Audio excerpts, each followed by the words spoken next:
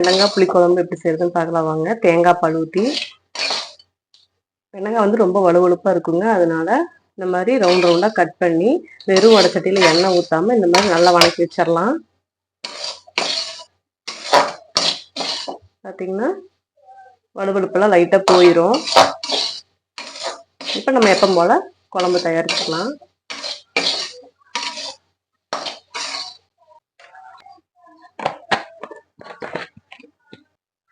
எண்ணெய் காஞ்சதையும் கொஞ்சமாக கடுகு, கொஞ்சம் சீரகம்,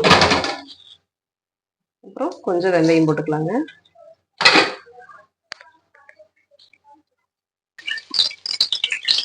கடுகு நல்லா பொரிஞ்சிருச்சு, வெந்தயம் லைட்டாக செவந்துருச்சு. இந்த ஸ்டேஜில் நம்ம 2 வரமிளகா, ஒரு பச்சை மிளகா, கொஞ்சம் கருவேப்பிலை போட்டுக்கலாம்.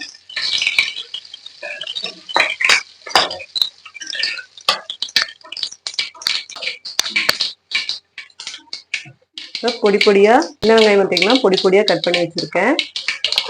இந்த டிஷ்ஷுக்கு சின்ன வெங்காயம் போட்டு பண்ணிங்கன்னா இன்னும் நல்லாயிருக்கும். கூடவே 2 தக்காளி,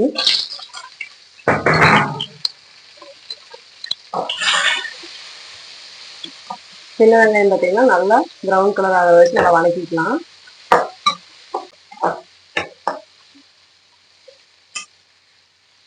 கல்லாரி வெங்காயம் போடுறத விட இந்த மாதிரி சின்ன வெங்காயம் போட்டிங்கன்னா இன்னும் மணமாகவும் இருக்கும் குழம்பு.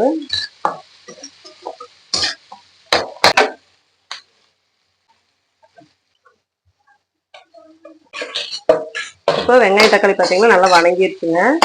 இது கூட நம்ம இந்த வெங்காயம் வந்து சேர்த்துக்கலாம். வெங்காயம் பார்த்தீங்கன்னா ரொம்ப வலுவலுப்பாக இருக்கும்போது இந்த மாதிரி பொடி பொடியாக கட் பண்ணி வெறும் வடை சட்டியில் அப்படியே வறுத்தெடுத்துட்டிங்கன்னா அந்த வலுவலுப்பு போயிடும். இப்போ இதில் நம்ம போட்டுக்கலாம்.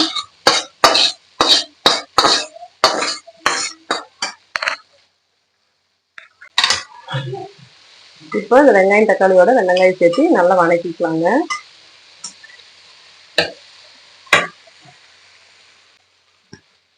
அது வணங்கும் போதே நம்ம குழம்புக்கு தேவையான உப்பு போட்டுக்கலாம்.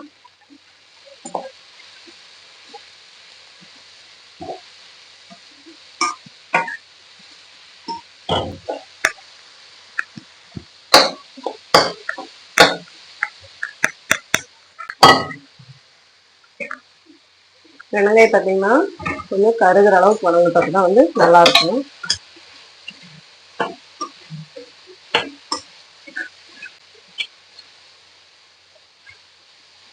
இந்த வெண்டங்காய் புளிக்குழம்புக்கு வந்து பார்த்தீங்கன்னா நல்லெண்ணெய் ஊற்றினீங்கன்னா இன்னும் கூடுதல் சுவை கொடுக்கும்.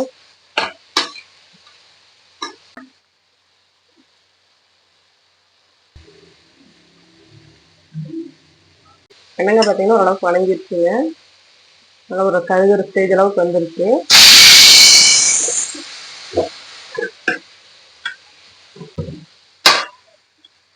இப்போ நம்ம இதில் புளி சேர்த்துக்கலாம்.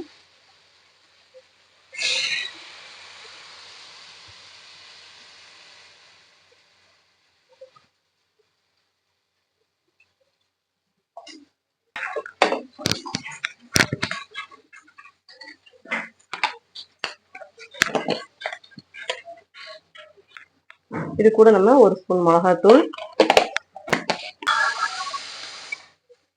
1 ஸ்பூன் குழம்பு மிளகாய்த்தூள், கொஞ்சமா மல்லித்தூள் போட்டுக்கலாங்க.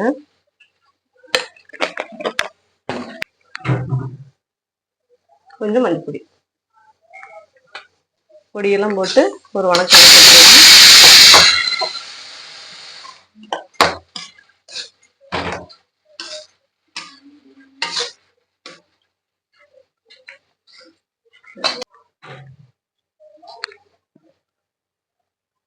வெங்காயம் பார்த்தீங்கன்னா புளியோடு சேர்ந்து நல்லா வணங்கட்டும். நம்ம அதுக்குள்ள தேங்காய் பால் ரெடி பண்ணிக்கலாம். தேங்காய் வந்து பார்த்தீங்கன்னா ஒரு அரை மூடி தேங்காய் வந்து நல்லா சுரவி, ஒரு அரை மூடி வந்து நல்லா சுரவி மிக்சியில் போட்டு அடித்து இந்த மாதிரி தேங்காய் பால் எடுத்து வச்சுக்கலாம். இந்த வடிகட்டியில் போட்டு வடிச்செடுத்து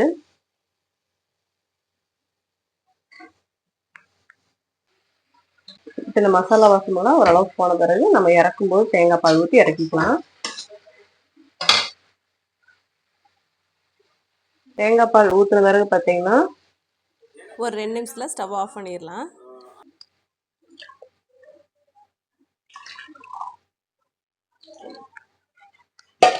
இப்போ தேங்காய் பால் வந்து ஊற்றியாச்சுங்க. தேங்காய் பால் ஊற்றின வரைக்கும் பார்த்தீங்கன்னா ரொம்ப நேரம் கொதிக்க தேவையில்லை. ஒரு கொதி வந்ததையும் ஆஃப் பண்ணிடலாம்.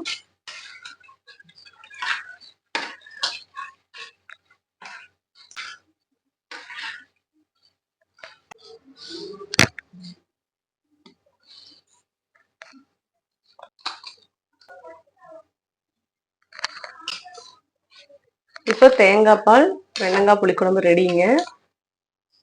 இது வந்து ஒரு கொதி கொதிச்சதையும் ஆஃப் பண்ணிடலாம். ரொம்ப நேரம் வந்து கொதிக்க வேண்டாங்க. நீங்களும் இதே டைப்ல வெண்டங்காய் புளிக்குழம்பு செஞ்சு பார்த்துட்டு கமெண்ட்ஸ்ல எப்படி இருக்குன்னு சொல்லுங்க.